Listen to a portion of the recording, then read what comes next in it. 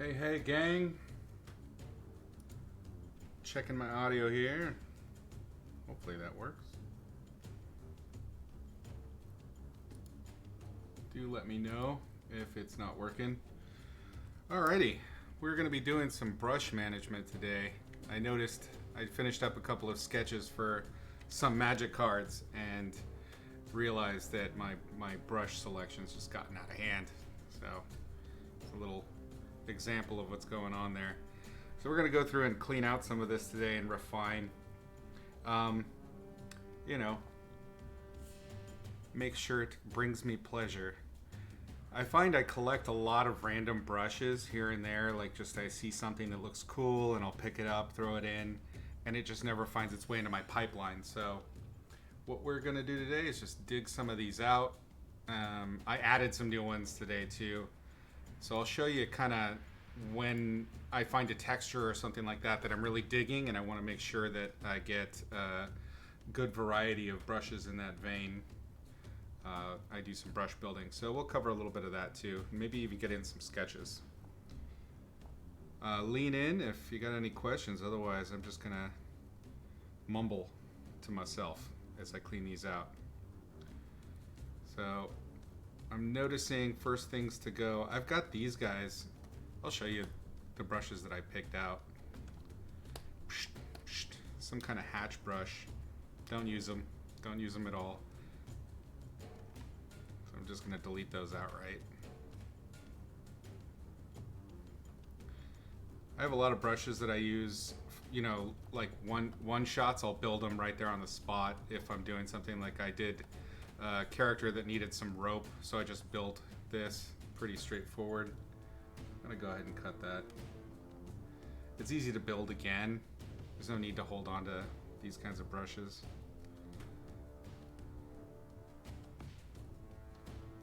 Another prime example. Oops, I don't think that deleted. I think this was for a magic character. Delete.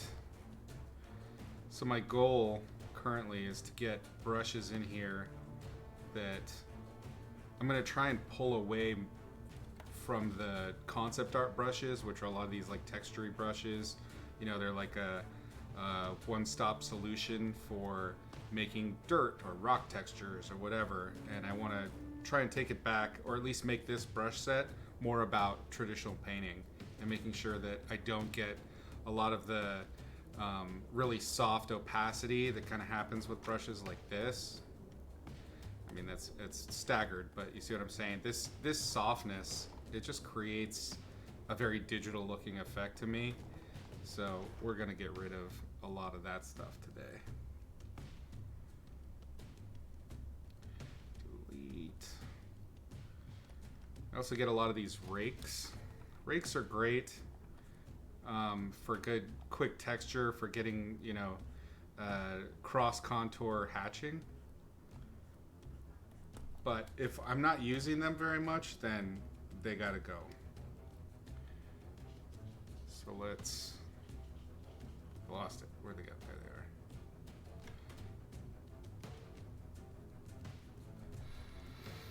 are. Tyler, how's it going?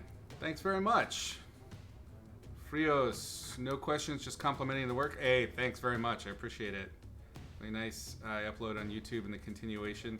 Oh yeah, thanks. I'm actually really behind on that. I have about maybe 20 plus videos left from when I was last streaming 2 years ago, and I'm trying to remember to post them so that I can catch up, so I can start posting these new ones more in a more timely manner. I'm trying to refine that more. So hopefully there's going to be some more stuff for you to watch soon on YouTube. Really quiet on your end. Thank you. Let's see. I may have to bring my mic stand back out.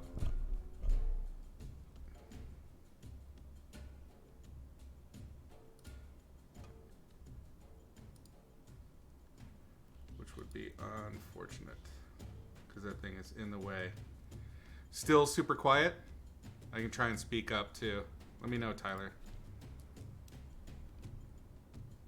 Somebody mentioned that I was quiet in the last stream, so yeah, that's important I get that sussed. This is the same, just slightly. Oh, so usually when I make rakes, I'll do one that has a follow and one that doesn't. And the one that doesn't is really great for those cross contour things I was talking about. But again, very digital. We're not using it.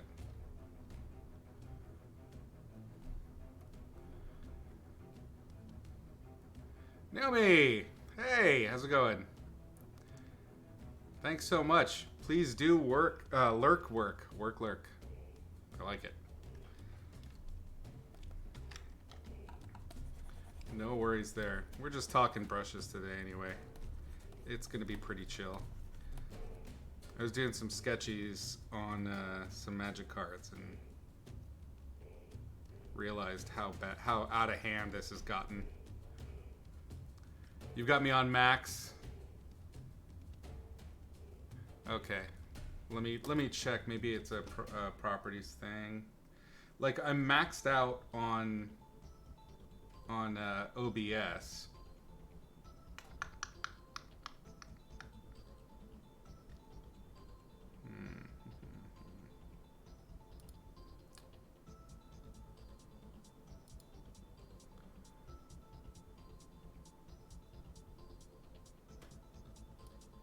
Bear with me one sec while I try and get this figured out.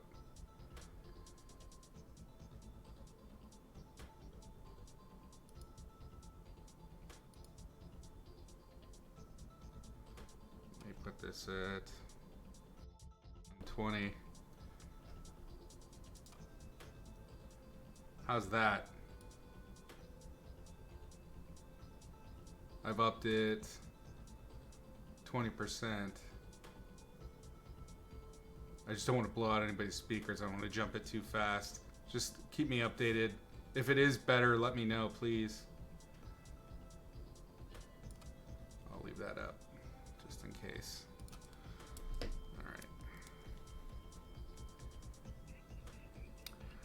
All right. Speckle brushes I like a lot. Oops. Set that as my erase. Oops.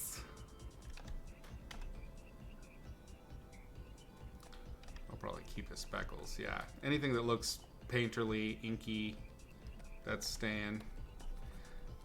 I'll do a little reorganization here too. I like it, but I never use this one. Huh. See, this is the other thing. Like, you lose the stuff that you dug.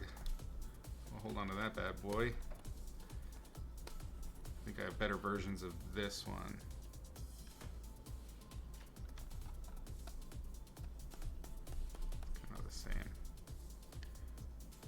It.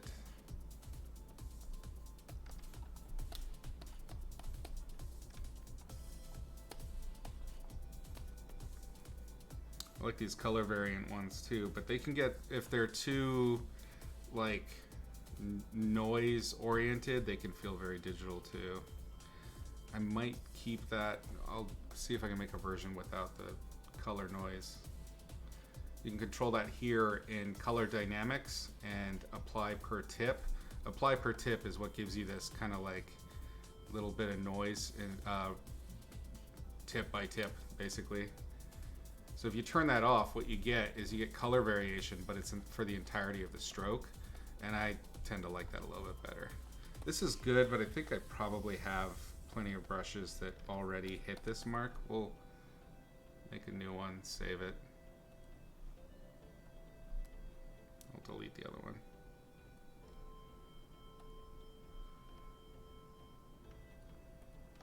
Let's see what this guy got.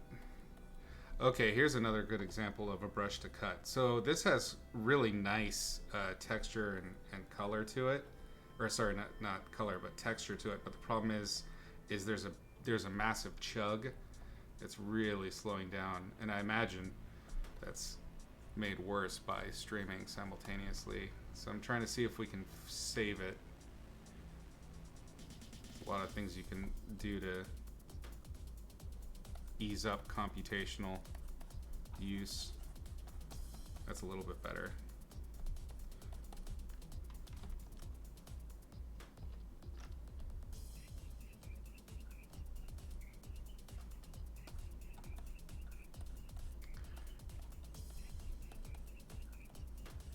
Might be worth keeping for sketches.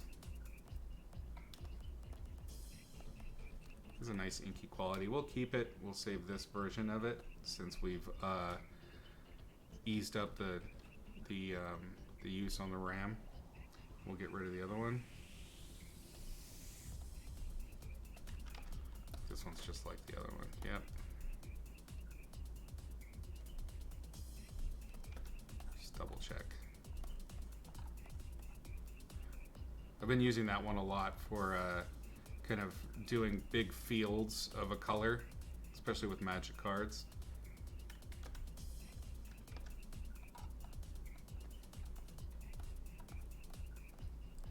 I love these kinds of brushes. They do, it totally feels like an acrylic dry brush. And I remember the exact synthetic brushes that this is mimicking.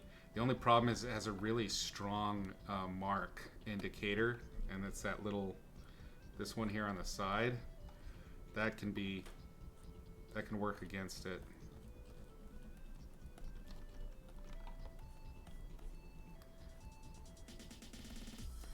This is the thing, you get kind of, you end up being a brush hoarder because you're like, oh yeah, but I like this about it. You gotta be careful about hoarding your brushes. So let's see, which one was it? I think it was this one. Yes, we're gonna get rid of it. I like it, but I don't need it. This is a really tight script ink. Very pretty brush, but I actually don't use brushes like this that much.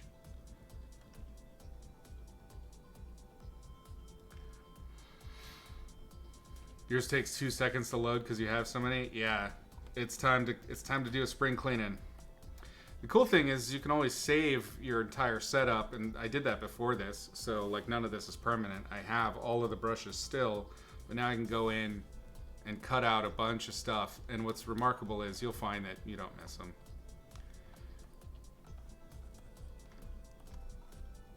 So this is, I like this brush better than the other one. The other one is very sleek. This one's got a little bit of that grunge to it, and I would absolutely use this for things like, you know, indicating the termination of a line, creating a little bit of overlap. You know, my dark or light accents, this is a great brush for that. I probably won't do it here. I don't know if I'd have time, but I will organize all these brushes, and I tend to kind of group them, you know, brushes that I would use for specific painterly purposes. So this would go in with my liners, but I really like the texture that this is given. That's pretty sexy. So we'll keep that bad boy. This one is cool. A little bit digital with that noise for the texture. It's more of a sponge roller. It does not bring me joy.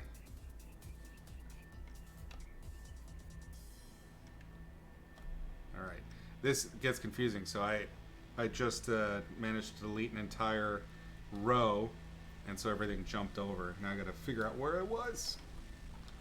There we go. Okay, another nice Reiki brush, but this has that opacity issue I was talking about that makes it feel a little bit more digital than I'd like. It works if I press hard. You also want to think about, you know, hand fatigue, things like that. You don't want to have to constantly press really hard to do a painting.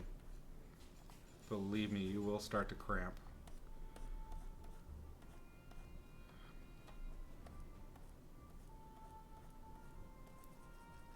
It's not bad, but it's not exciting.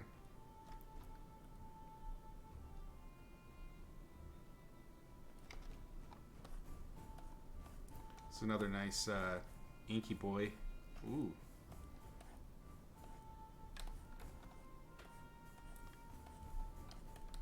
I like it. It's really pretty, but I would use it for the same thing that this over this liner that I just picked out. I would use it mostly for that, so I'm gonna get rid of it. We're doing great. Okay, so you've probably noticed a lot of these brushes in here, these little squarish crosses. These was from a architectural thing. So I built the brush and then I used it as an architectural thing. And it's hideous. I hate it. I think it was for a fence top or maybe like the parapets on a castle, something like that. It's a hideous brush, but it's very noticeable. And I use it to kind of, you'll see that it's patterned throughout here. And I use it to divide and ensure that, you know, like my smudge brushes are separate from everything else. I know there are actual you know, folder organization tools and things like that out there, but I'm running an ancient version of Photoshop. Nobody makes stuff for that anymore. Oh, it's got some good chunk. It's kind of a roller. I have another version of this over here. It's faster. Looks about the same.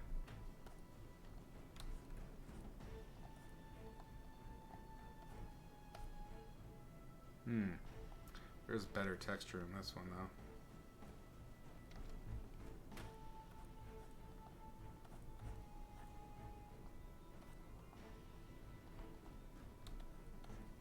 I think I'll keep it. Jump here. This one is a weird scatter brush. It's like a stipple hatch mixed together. It's a great effect, but it's not something that I use a lot. In terms of practicality, I see it being more of a hindrance, so that's going.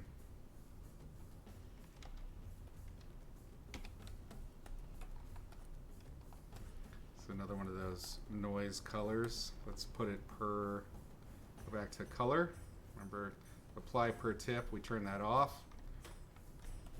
And this way we get color variation per stroke. It's a pretty extreme variation. You can see here we're in the color dynamics section. Hue, saturation, brightness, and only 7, 5, and 2%. But that's enough to make massive differences there, as you can see. Enough that it would look like it's not really part of the same, it's not truly analogous. Even this is kind of jumping. It's not purity. Don't have background jitter. Maybe pen pressure. No, that's for one above. I'd say let's drop the brightness jitter to 0 and see what that does for us. Yeah, that's much better. Those all live in the same house.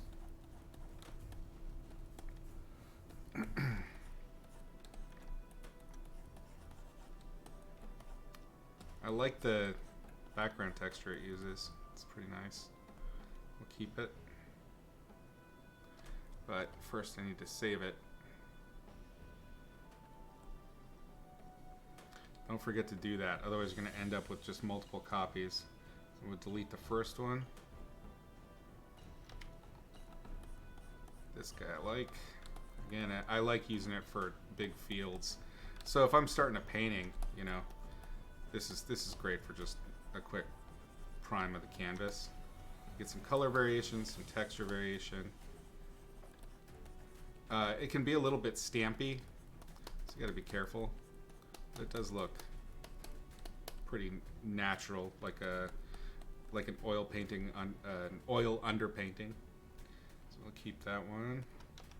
So another liner. Whoa, that is so slow. Let's turn off some stuff and see if, well, is it even worth? I do like the texture. Let's see what we can do.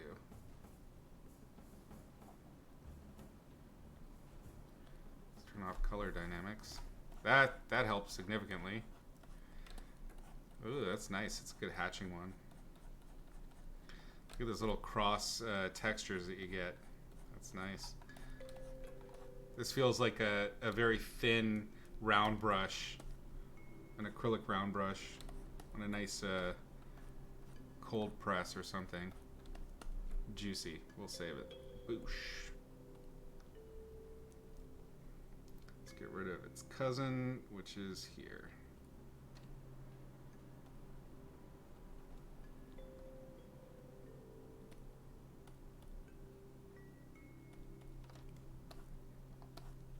Let me get rid of this one altogether. I think it was this.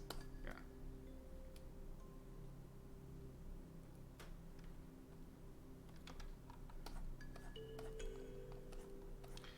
This is another kind of thing you can run into with brushes sometimes is it has some interesting dynamics, but you have no idea how it's going to behave. So controlling it is really hard.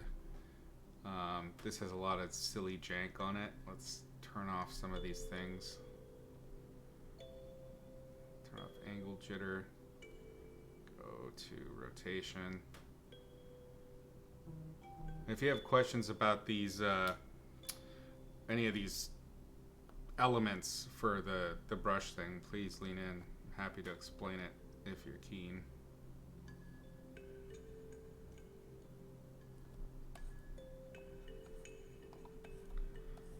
So this is a little bit more manageable.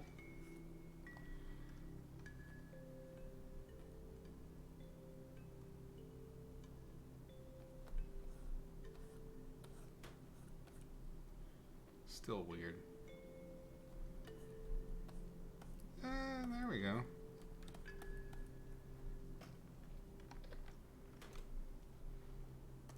Dan Rob, welcome back. No worries. Thanks for stopping by. We're doing brush maintenance today.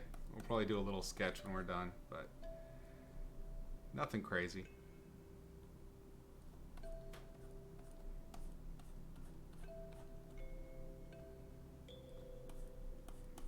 Yeah, I don't like that.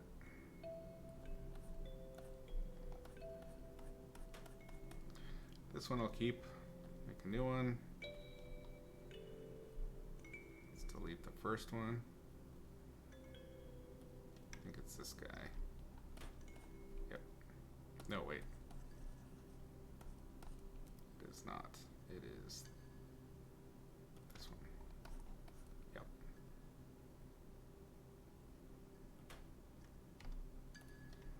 So I've already deleted as many as I was hoping to delete. But we'll go through a few more of the obvious ones. This one's interesting. I'd mentioned that I try to avoid, for the purposes of this set, I'm trying to avoid really extreme digital opacity looks. Where it has a really strong feel of that computer style separation of values and overlap. But this one. And this one does have that, but what's interesting about it is how it's overlapping is more organic, and part of that is due to the texture itself. It almost feels like you're doing like a glaze and then wiping off the top surface, so you're seeing the indents of the texture. So I think that's a pretty good one for like a background type thing. We'll keep that bad boy. That was that one, right? Yes. Come on now. I'm going to get through to the next set of crosses, and then we will do a little sketch. I'm going to keep that. I think that might even be better than that first one.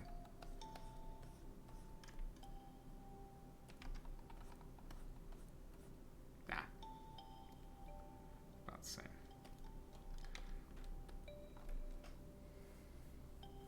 This set, am I making a separate set for a certain style or just cleaning up?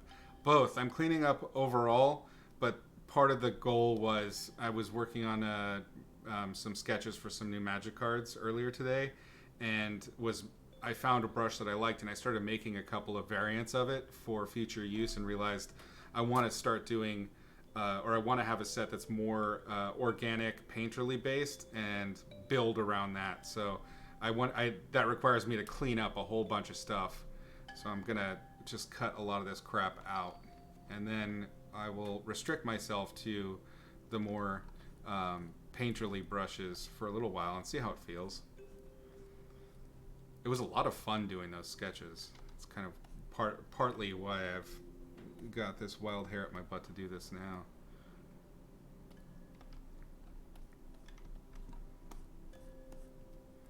Keep all of these. I don't remember where I got these. This may have been a set that I bought. This one, no, we're gonna get rid of that one. Shit, was it this guy? Yep.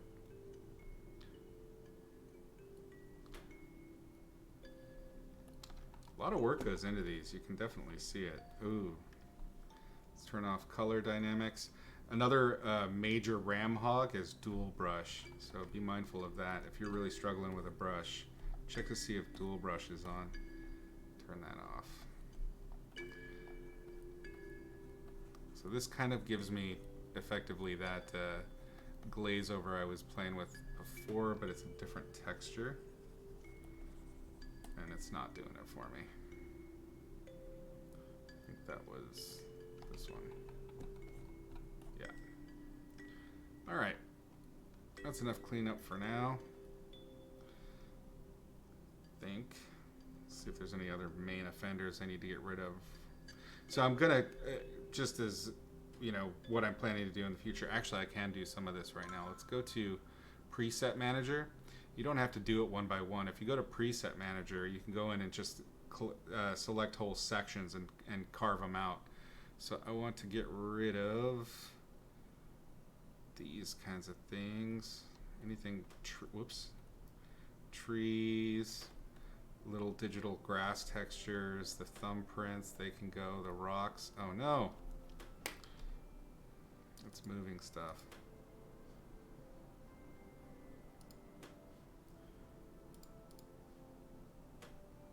Just checking to see if that works.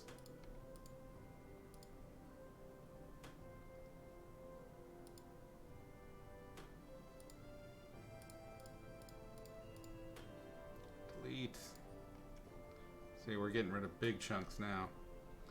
I'm gonna get rid of these squarish color variant ones. I'm gonna get rid of, you know, fur brushes, skin freckles and whatnots. Let's get rid of... I'm not a big fan of these spongy, chalky ones. Let me get rid of these guys. Keep that one. I do use that one a lot.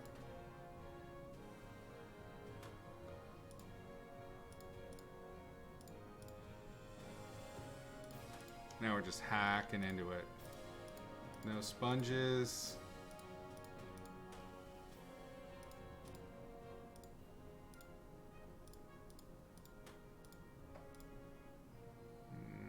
I'll try those. Get rid of the leaf freckles. A lot of these clouds, they're nice for atmosphere, but they look very digital to me. So I'm gonna just cut these ones out. We'll keep the ones that have some kind of texture to them. Keep that one. Little stipples, rocks, nope, nope. Nope, nope, nope, nope. Definitely not. Waves.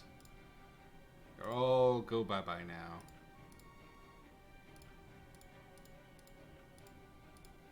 This is kind of fun. Too digital, all of these. No, keep that one. So these ones are the Stalinhog brushes that I did before. Alright, now we're making some progress here. Let's also get rid of...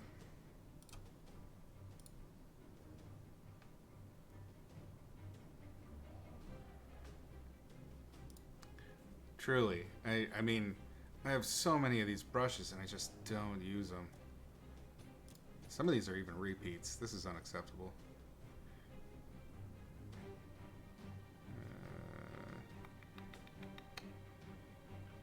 Chevrons, these were for a pirate painting I did. Splotches, too digital. These little bits of noise and skin stuff. I picked a lot of this up, you know, when I was working, you know, with really high-end concept artists that would do like photoreal texturing. And I experimented with a lot, but a lot of those habits have stuck, and that's part of what's prompted me to do this. Is that I just want to go back to how I was, get out of this digital, really digital-looking mindset. Some liners that I don't really need. wouldn't use. I'm getting rid of all the airbrushes. The only airbrushes I'm keeping are ones that have inherent texture to them. These also are just really soft renderers. Keep my liners. I like these, they look like charcoal. Alright, let's delete. Let's say done. Close that, and we will save this new one.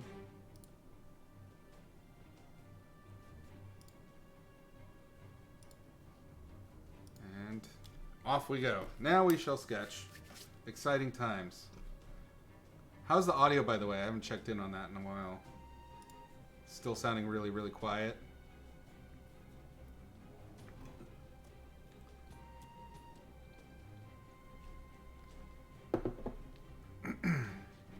Audio's good for you? Okay, great.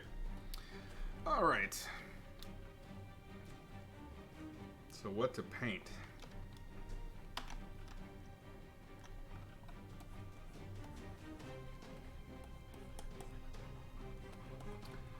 Thank you, GoTrex.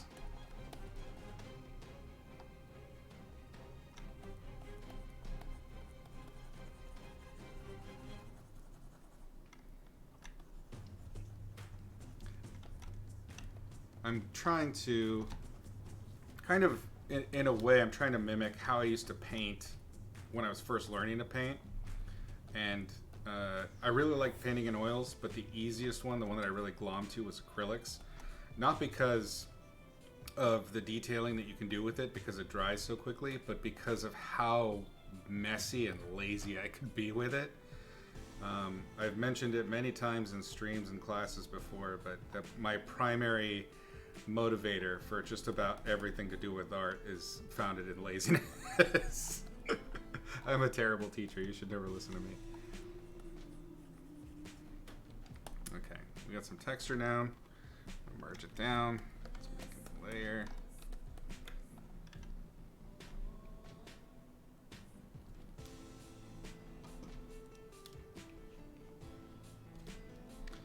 Let's think. That's my thinking plume.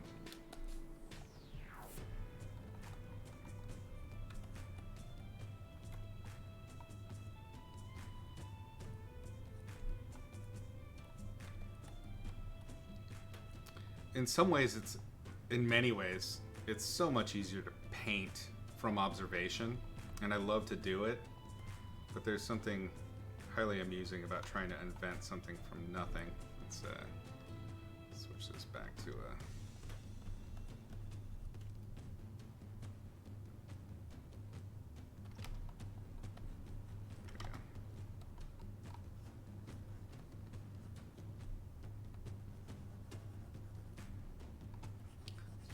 Get some shapes in.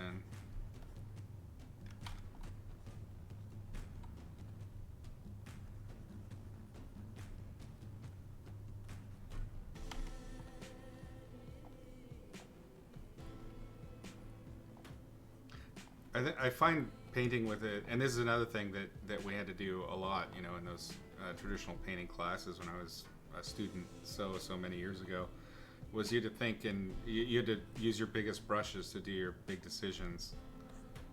And it's a great way to operate. Looks like scribbles at first, for sure, but it does pick up. Let's see.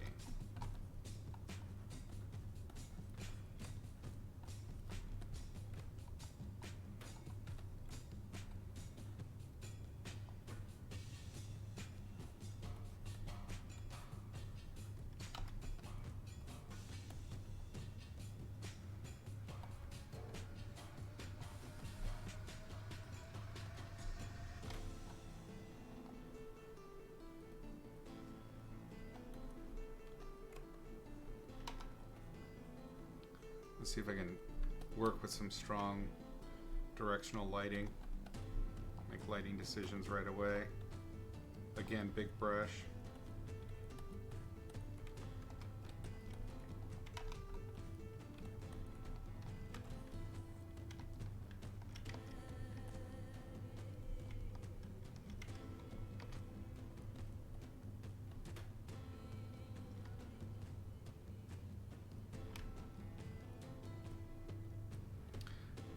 So mechanically, I'm operating very traditionally, but within, a digital program, which means I get to do all sorts of things like transformation that you cannot do on a canvas.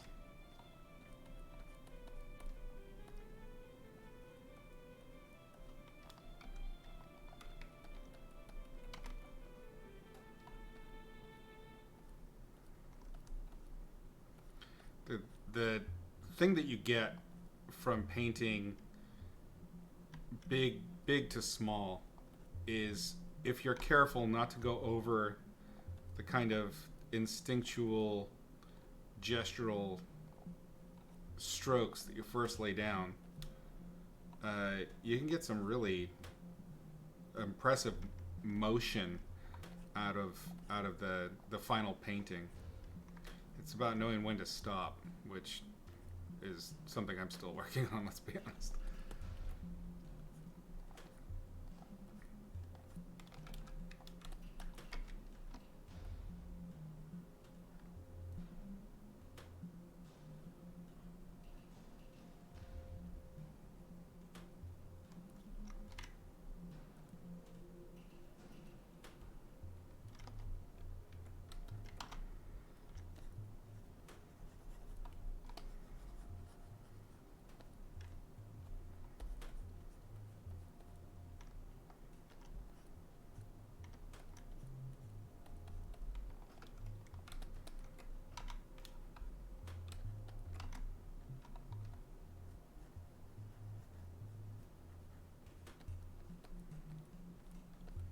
Little digital artifacting there with that X.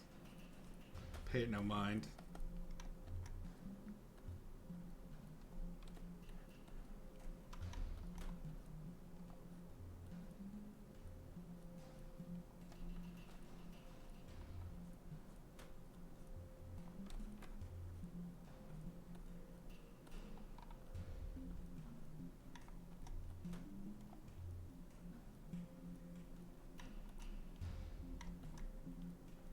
So when you're painting out of your head like this, rather, if I were doing this observationally, I would have gotten through this phase so much faster. But when you're trying to do something out of your head, you're spending so much time inventing that you don't really know what you're going to end up with, and you're just kind of making shapes. So you kind of futz around in that early stage a lot longer than is necessary. That's all right, though. It's part of the game.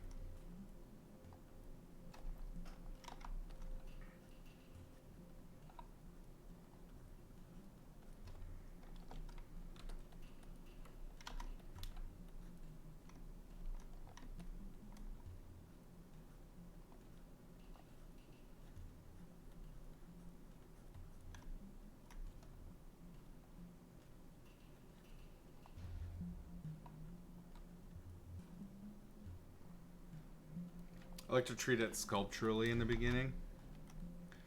It's almost like making, just digging rough shapes out in clay. And again, it's the mindset is, getting that loose gestural quality to start and trying to keep as much as you can. Do I ever start with a pencil sketch or not? I start with pencils all the time. I find it less satisfying than doing it this way, though. It's different. It's almost like using a different part of your brain. I instead of pencils, I actually really like ink. So if I'm working, in a sketchbook or something like that, I'll have like a Pilot or a Statler, liner, and I'll just do it in line. So if you check out my Instagram, you can see some of my old Inktober's. I didn't do it this year, but you can see some of my line work in the past. I don't do much soft stuff pencil wise.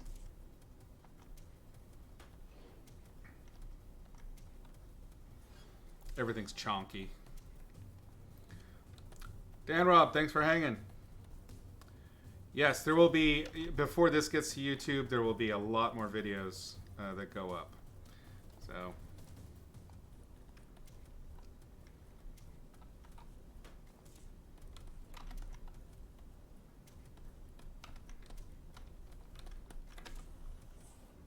Oops.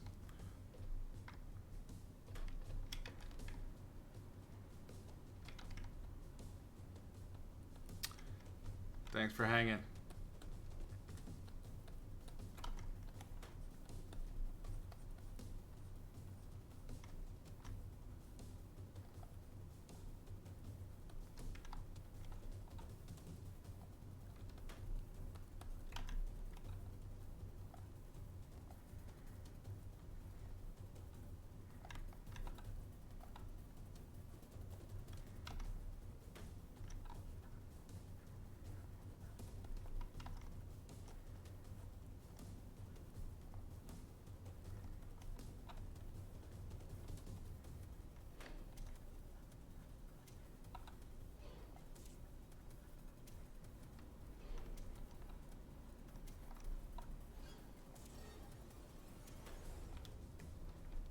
No watercolor, thousands of layers of the softest change. Good question, Calendar. I do like watercolor. I don't do the thousands of layers thing. I'll usually do 3 or 4. But what I do like to do with that is color mixing in a single stroke so you get the nice gradations of color. When it comes to water media, I really like gouache, which is a lot like it's like a perfect blend between acrylic and oils. But it is an unforgiving beast. It is so hard to do gouache. It's a love-hate relationship I've got. Let's be honest.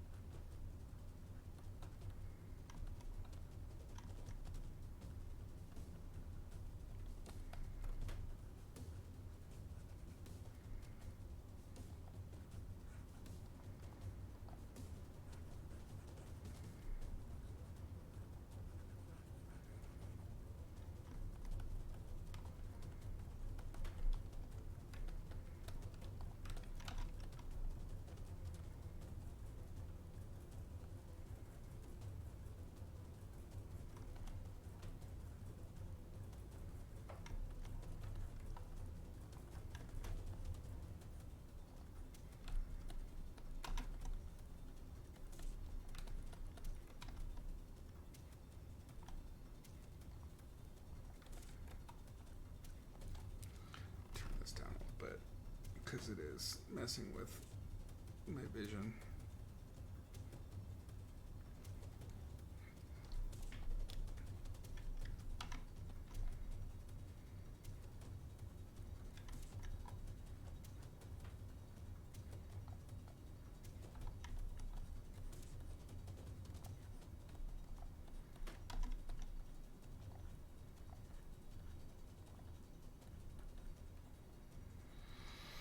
You've yet to try gouache. You thought that it was the same as watered down acrylics. I love watercolors too. Used to experiment with other medias. And yeah, salt, sand. There's lots of cool stuff you can do with getting texture in your watercolors.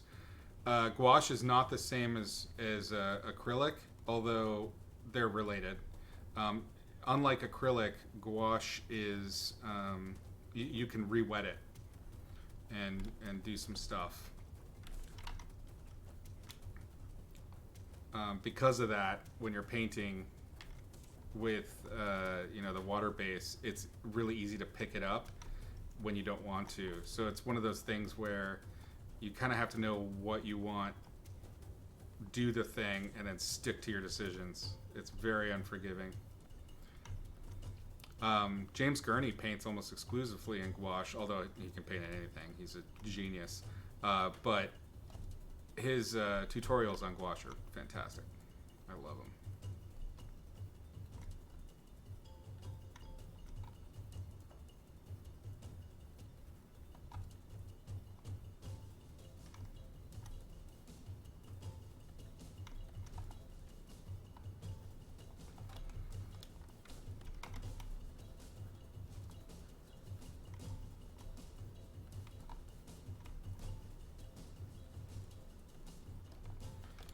Kind of from memory, so it's not working so good.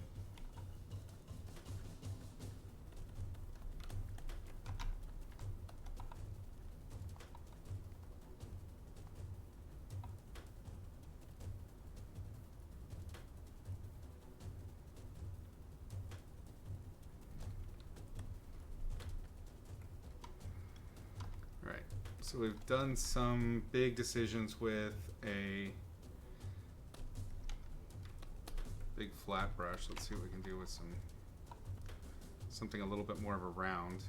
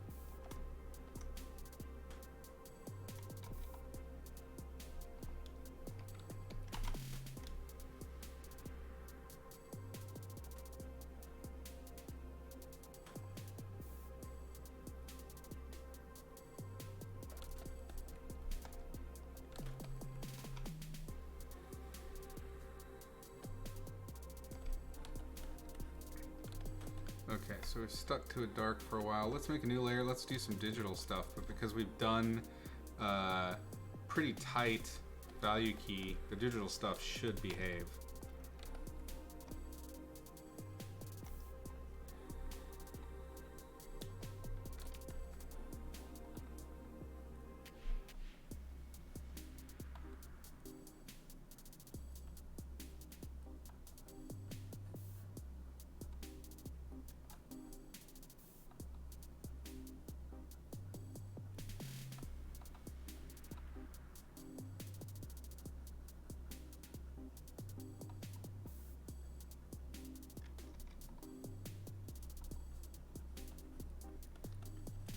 I'm using a screen layer just to kind of quickly lay in some lights.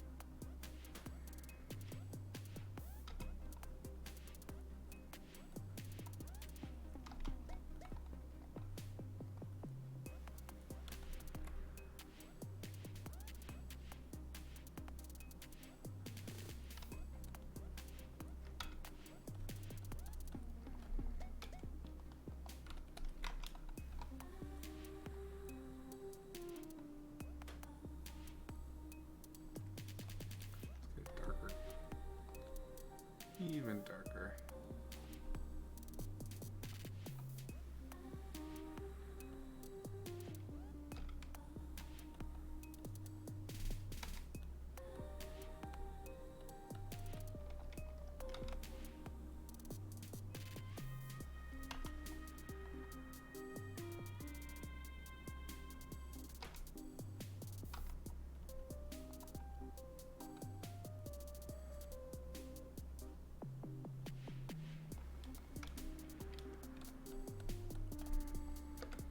Layer.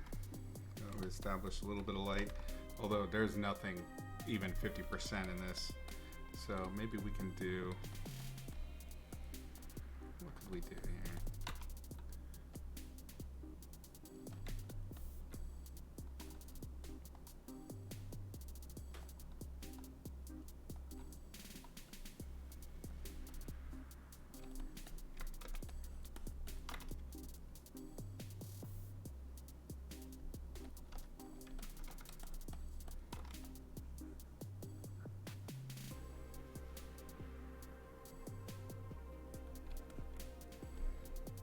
Sometimes just gotta bullshit in a light source.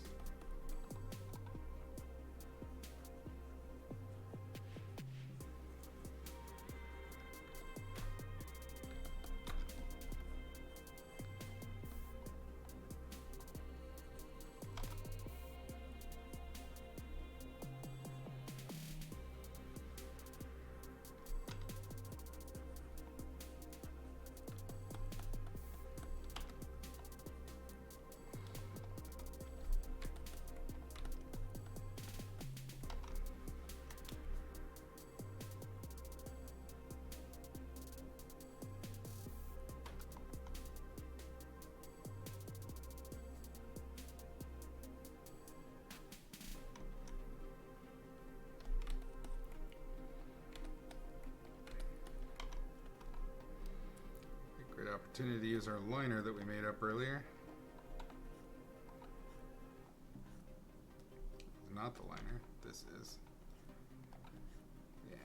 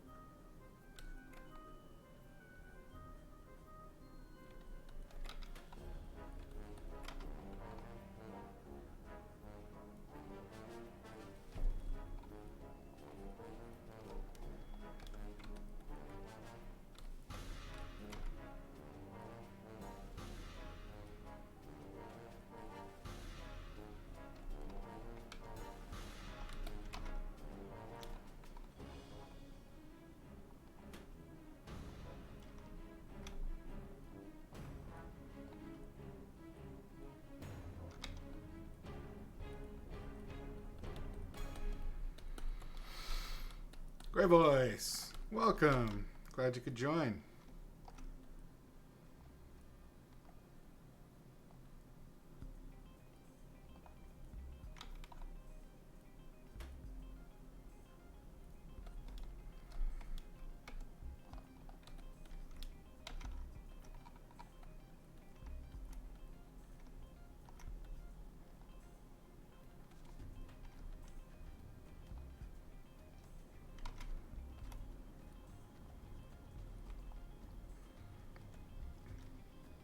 Again, going sculptural here. I don't really know. We just started. Cleaned out some brushes, and we're now playing with what those brushes can do.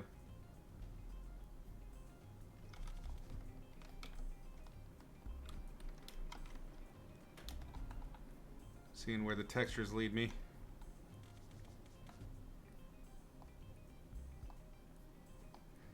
I did sort of start painting somebody. See if you guys can figure it out, or if I can convey it well enough.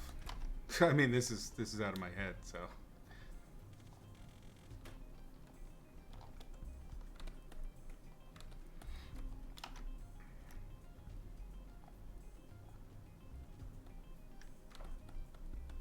Ha! God damn it. Yes, it's Willow. Jogri. Nice.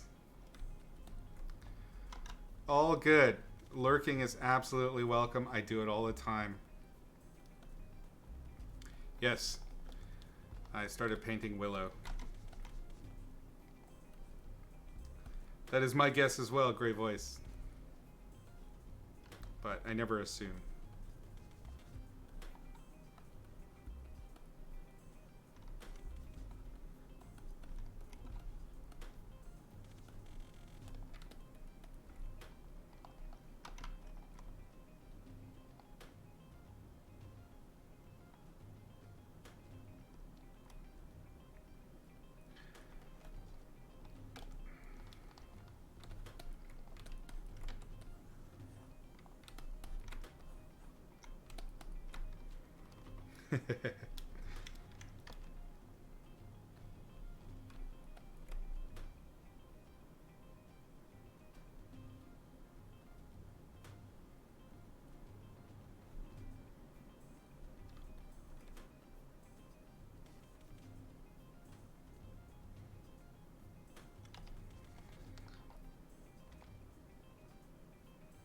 It's a very unique skull structure.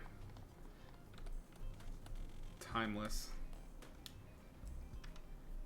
The problem is, like, I've seen him in prosthetics so often. I know that they over accentuate the facial features with the prosthetics, so I fear I'm letting too much of some of the other characters come through. This is what I get for not bothering with reference, but it's the world we live in.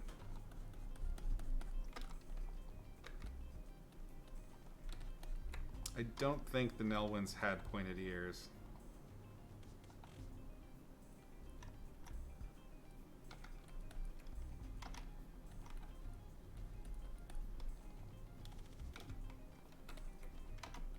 In fact, it might even be that his hair covered his ears. Cannot remember.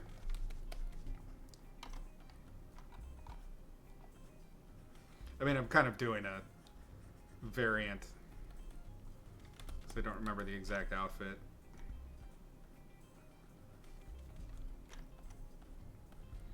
Sort of like the current version for the new show they've got coming out.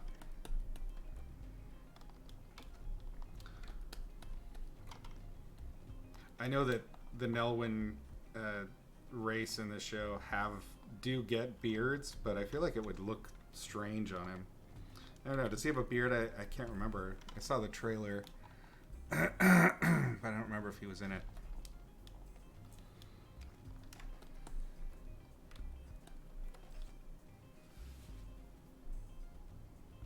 Oh, nice. The voice chat on the Discord, right? So what did you decide in the end? Are you going to do the mentorship?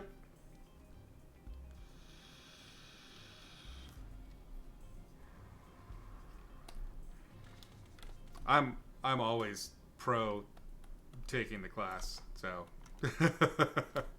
you know my opinion on the subject.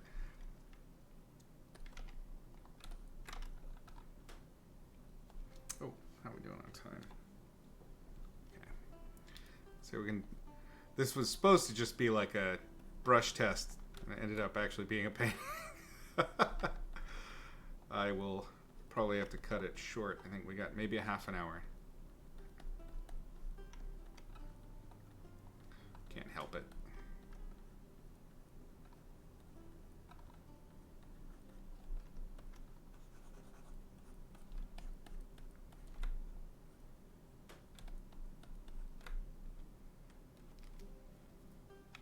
You're halfway set on it? Eudora Cynthia's abandoned YouTube channel. I didn't even know she had one. I'll have to check it out. Her art is like you imagine yours in 5 to 10 years. That's great. She does fantastic work.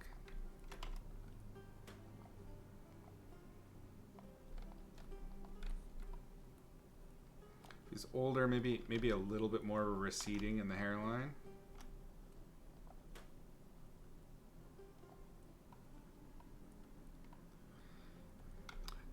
I have to admit, when I found out they were doing the sequel series, I was devastated because I've been wanting to work on Willow.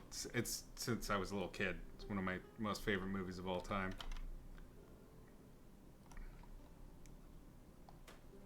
It's got a broad jaw.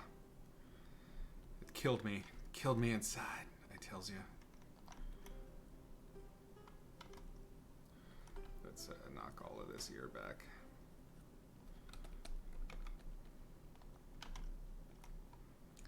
Got kind of high shoulders, the narrow clavicle. So I want to keep that feature, which means I need to bring this shoulder up a little bit more.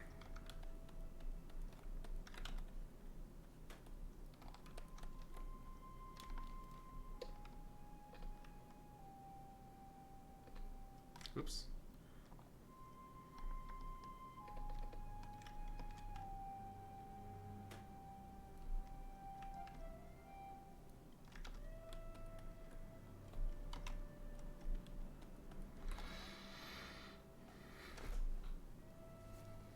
Does Willow hold up? In my opinion, it does, but that's insanely influenced by nostalgia bias. So you cannot trust me on that one. I love high fantasy, which is to say kind of the old school fantasy where things aren't really explained. You know, there's just crazy shit and people have lived with it and that's it. You know, they didn't really require a whole lot of backstory or anything, which I think the new modern fantasy pushes more towards into a world building that isn't a world building that is very anthropologically based, situated, which is good. Like it has a lot of logic, it's got reason and stuff like that. But I there's just something about the old. Just crazy shit happening that I love. You know, Conan, Red Sonja, Willow. Just it's its own rules, its own magics. It doesn't hold to kind of existing stuff. Well, it does at the same time. That's not entirely true. It does have a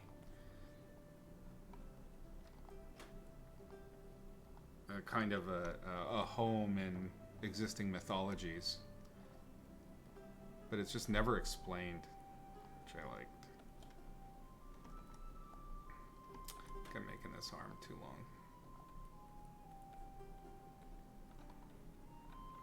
I'm cheating a little bit because I did paint that Wicket painting a while back. My tribute painting. And I'm remembering the proportions.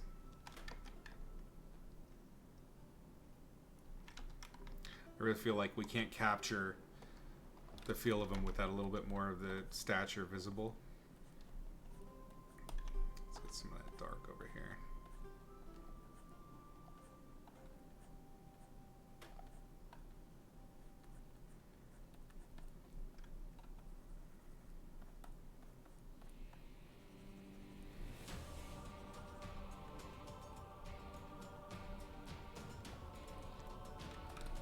I am so tempted to give him a beard.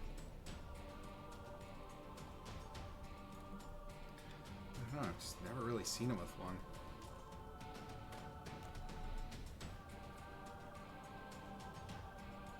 They used to let your imagination fill in the blanks. Yeah, it's one thing to do world building, and I think world building is vital to really good storytelling, especially anything of fantasy or sci-fi origin. But just like telling the tale, it's remembering that the story is about the characters is kind of the thing that I feel like gets lost a little bit, and it's just, I think it's just a style thing that's happened as of late. I feel like we are moving back towards how storytelling was done in the 80s, but I don't know.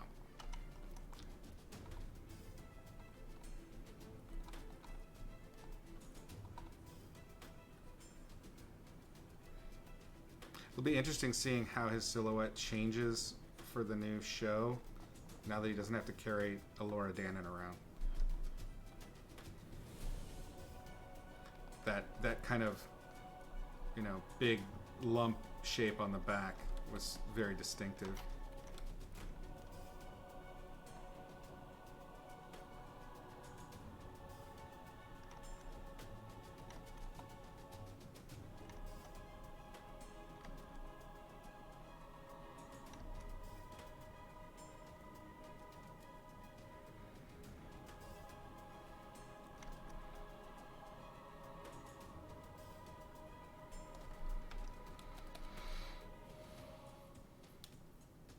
Can you still redeem with channel points like the art crit? Yeah, I don't see any reason not to. I mean, we'll have to plan for the art crit to happen on a Saturday, or currently Saturday is my only planned day to do a stream. These are just floaters that I'm doing in between until I kind of lock down a proper schedule. So if you're okay with that, you can either hold on to it until Saturday, or you can redeem it now, and we'll just we'll cover it when we come back and reconvene.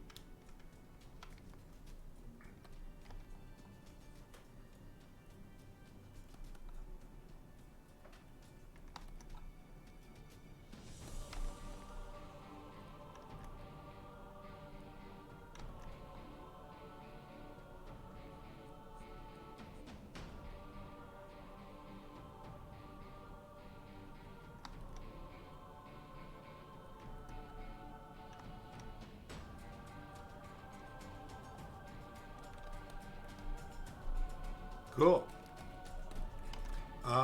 For that, are you, Tyler? You're on the Discord, right? Could you send it on the Discord ahead of time? I just don't want to be digging through browsers and stuff like that while streaming. I like to keep it clean.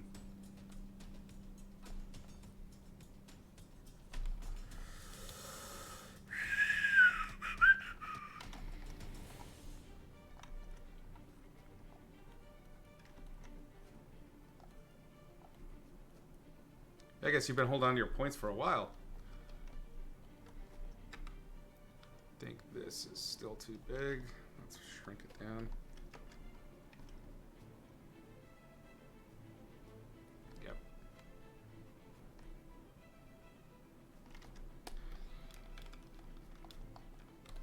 Let's get back into that face.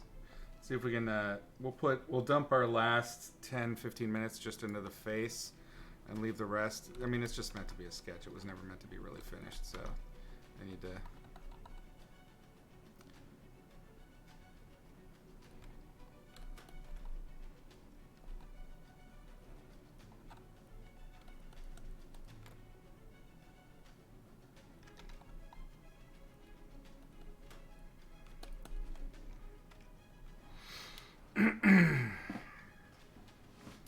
Thunderwunk.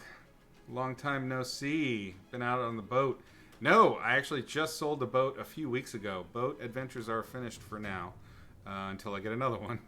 Where have I been? What have I been up to? Well, I ended up picking up a job as an art director for an indie studio making video games. And I basically helped write and create some original IPs for that. And then ironically, Twitch stream ended up hooking me up with a supervising director who was looking for an art director for the Magic the Gathering animated TV series. And so that's what I've been doing for the last year and a half, was working on that. So that meant no time for streaming, because holy crap does that take your time.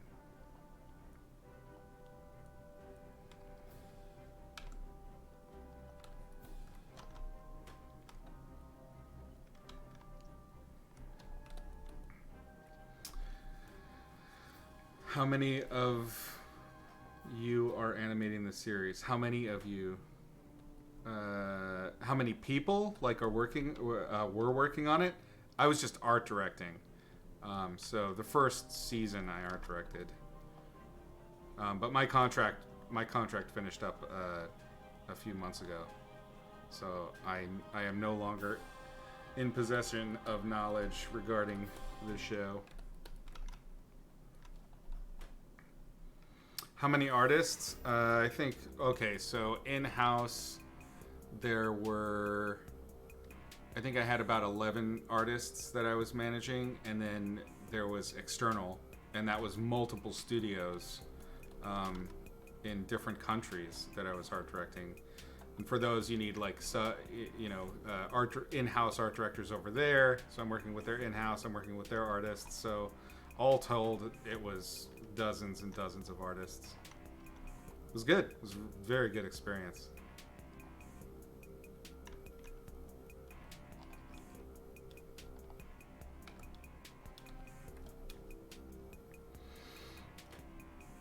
What's next for me? Right now, just this and freelancing. I'd like to find more work that's in the same vein. Creative leadership type stuff.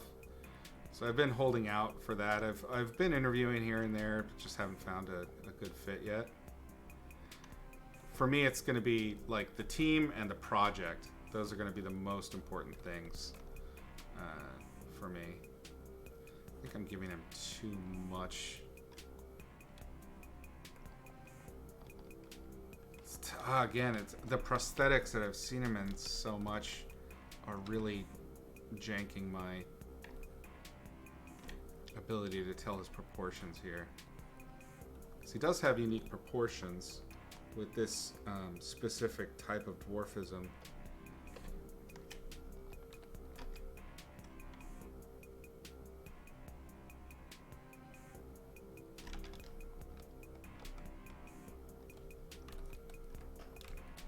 And I know he has a really pronounced muzzle. I remember that. Even now, I mean, he's got to be in his mid-50s? Late 50s? I don't know. That'll take me away again.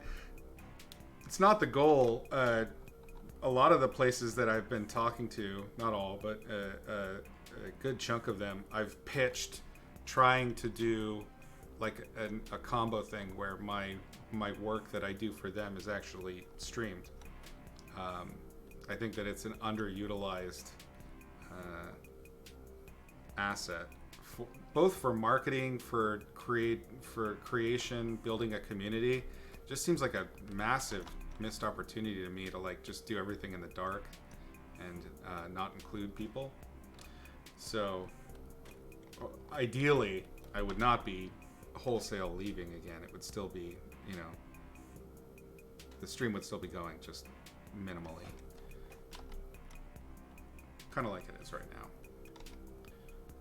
It's too strong.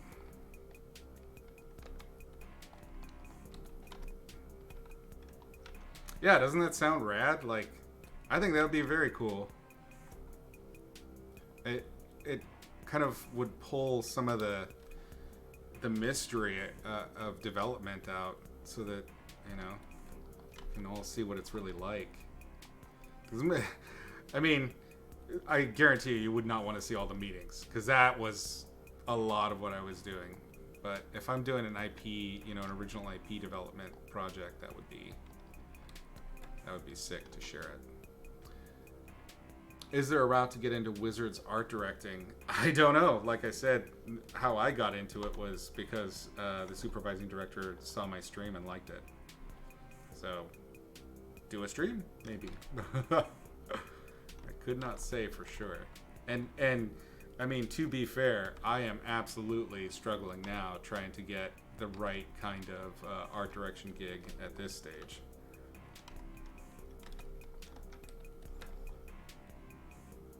I've got several projects I'm working on that are kind of in that vein, where there was sort of a promise of art direction, but really I'm more of a concept artist, which is fine. I like doing concept art, but it is definitely not the same thing. So trying to get those two worlds to meet is tough.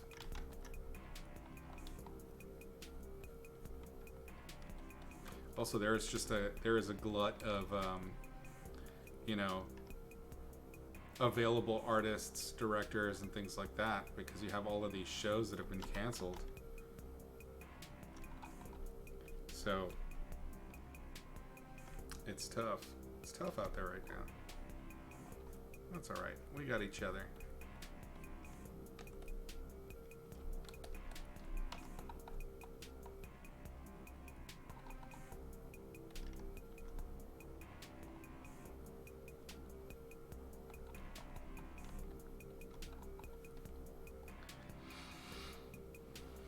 You can also get free test groups from Twitch. I mean, honestly, the upsides are endless for doing a production in a Twitch community. It's ridiculous.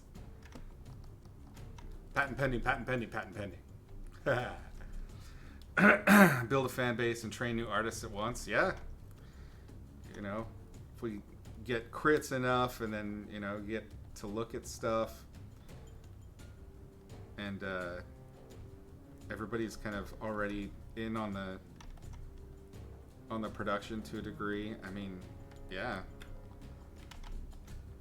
it's a great system.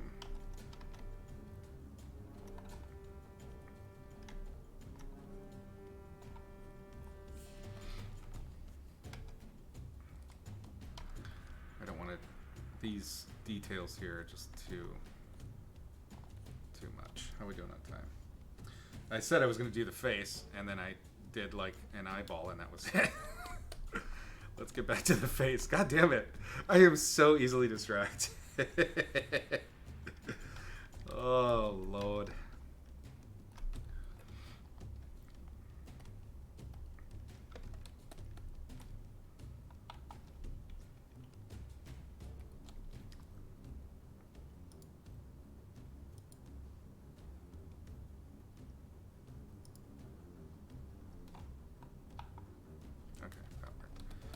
Weird. It definitely gets someone invested before launch. Exactly. It's just a ready-made system. You're building a community before there's a product.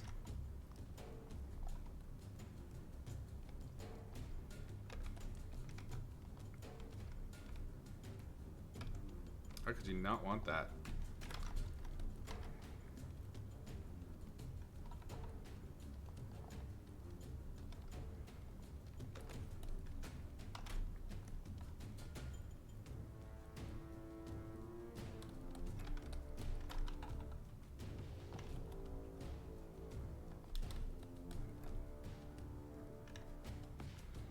I mean, it's not bad from memory, Warwick Davis, but it is definitely not. You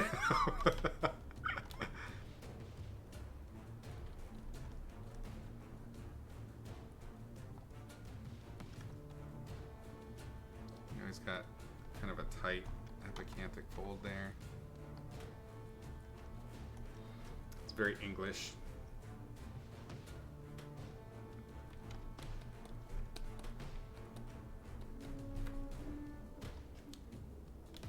You guess it right away, yeah. Did I attend any of the Magic 30 stuff? I did not.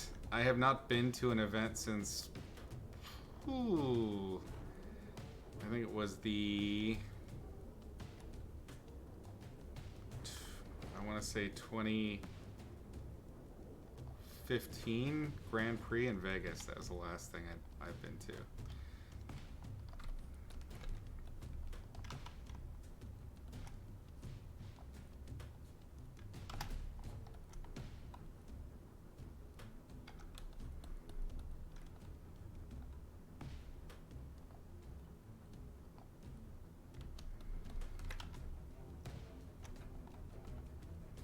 I used to go a lot, but they really stopped giving, doing the benefits for the artists, which kind of killed the desire to go. I mean, you had to pay your own way, you had to pay for your own hotel rooms, pay to have somebody keep track of your space.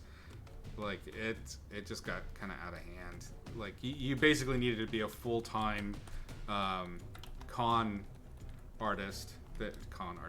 full-time convention type artist that's regularly does tables and things like that. If you were just like a rando like me, it did not really compute.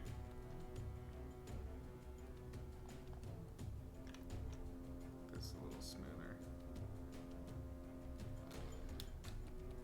Ah, I lost it. It's totally lost. Let's go back. It's gone.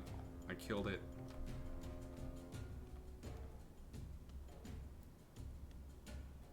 It's in the eye. I did something wrong with the eye.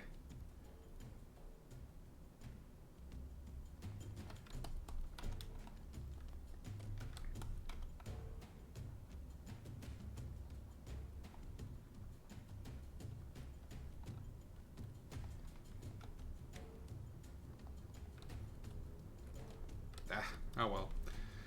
It was fun.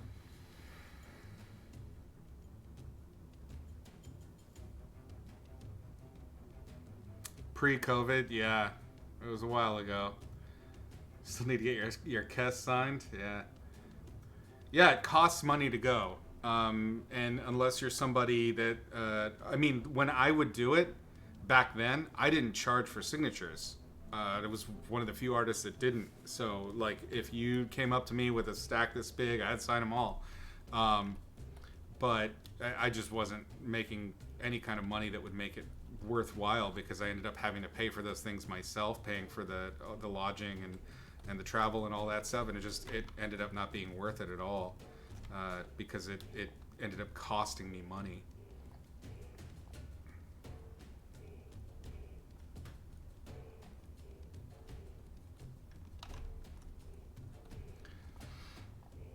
David K, welcome, long time. You're senior concept artist at EA now. God damn, time she flies. Congrats, bud. That's great.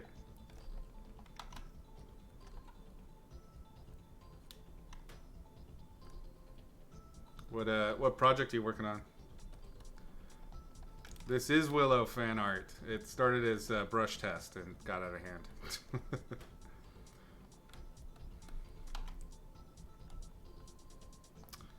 Battlefield, nice. That was at one time my most favorite franchise. I loved that game.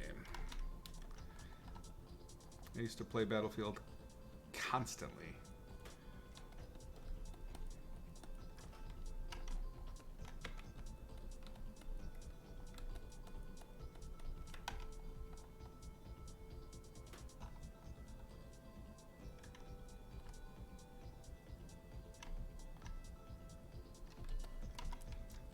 Go back to that little liner. Let's see if we can kind of get his.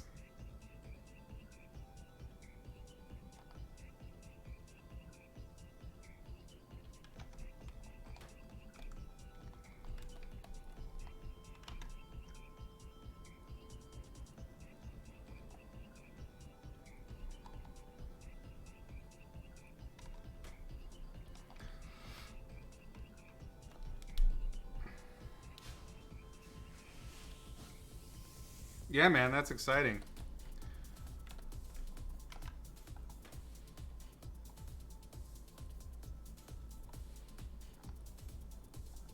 Which office are you at? Are you still in LA?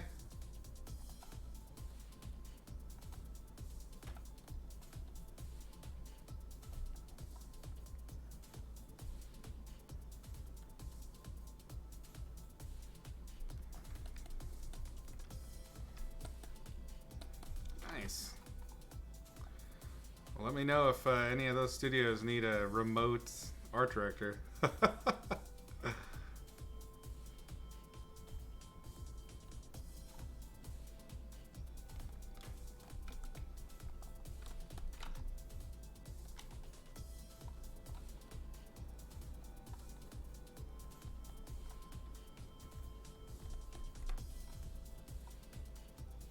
I think his hair was definitely darker than this. I'm going a little bit too blonde. But hey, maybe we're trying to do you know, the older version, right? Let's get that airbrush I made earlier.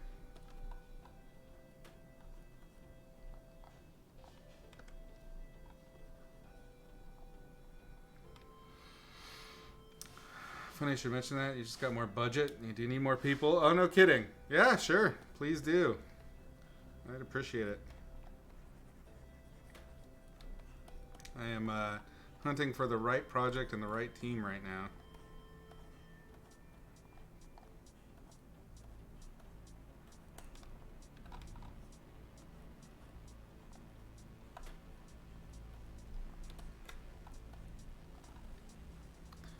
That's what I want to kind of do here, if I can. Knock some of this back and then erase out of it and maybe get like some streaks.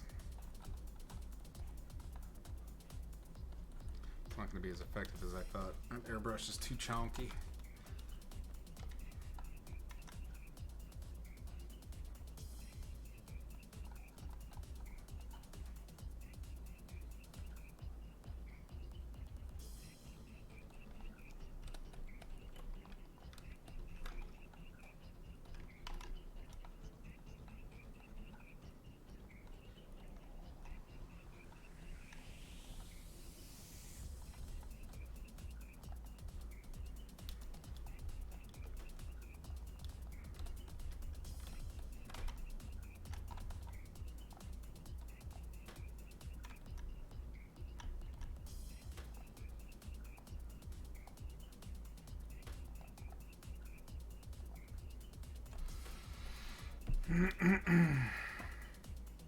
How's Kova doing? Kova's good. She's happier than she's ever been.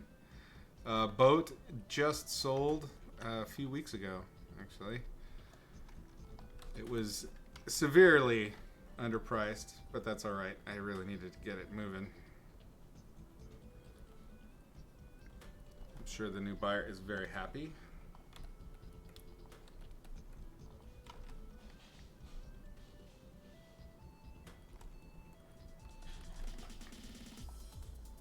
Thank you for asking, by the way. Didn't you have you had some cats, right? I remember cats. Are they doing all right?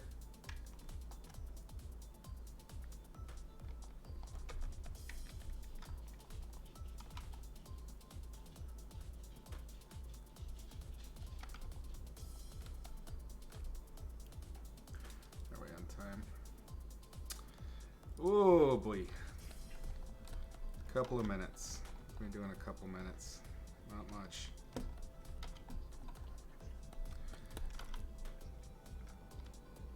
Let's do the things that we love.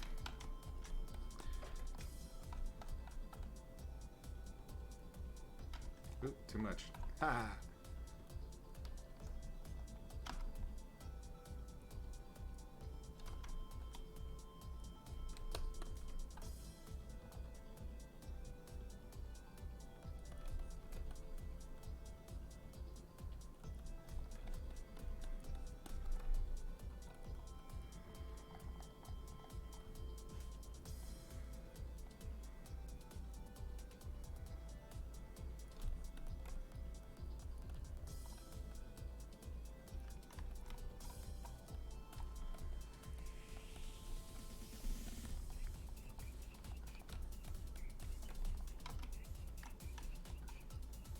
Always liked the High Aldwin's crazy brow.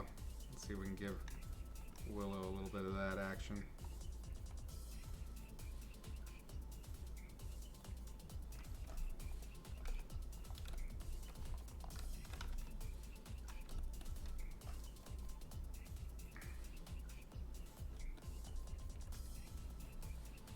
Nice. Congratulations. All the good stuff.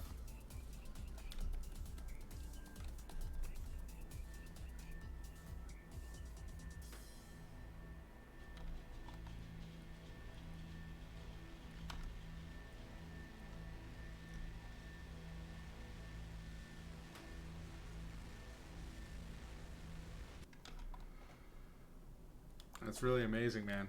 Congratulations. I didn't get to finish Rule. Poor Rule.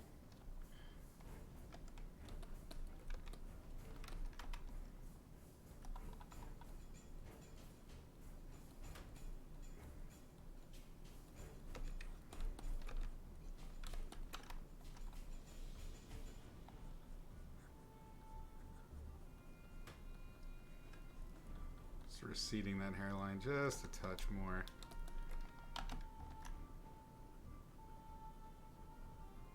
Forgive me, Warwick Davis.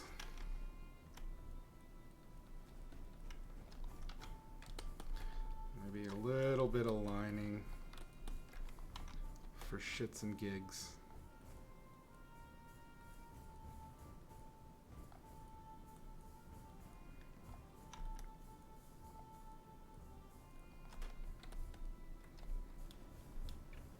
Was this a time sketch? No. I was mostly playing with my brushes to start with, and then wanted to see what we could do with the brushes. And so that's what we have here.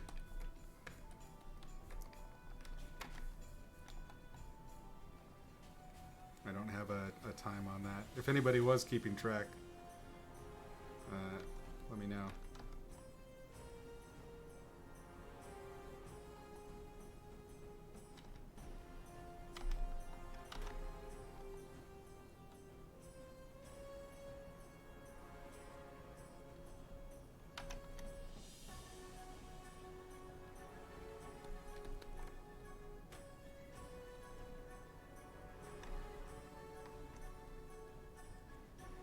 Certainly not a beard, but maybe some stubble.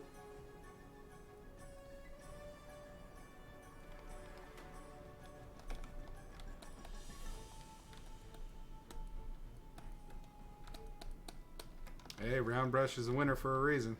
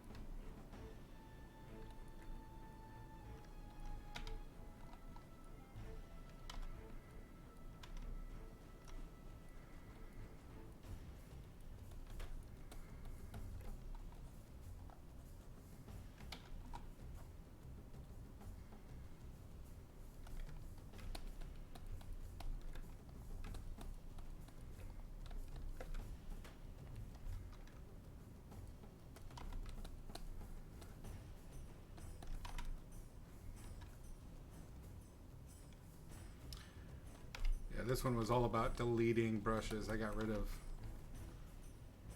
60% of them.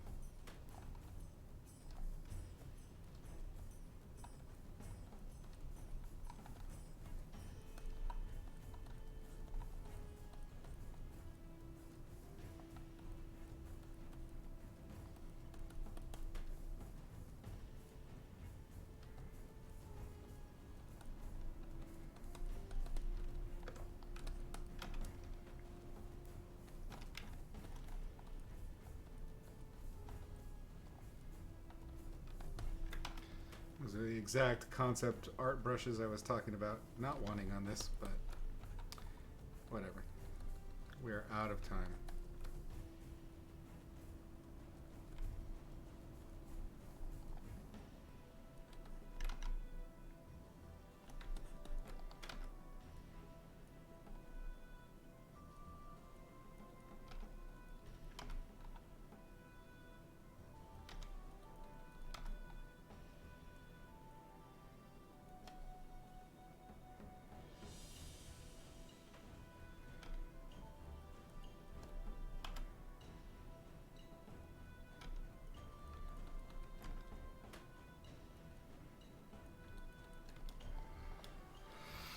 Yep, that'll do it.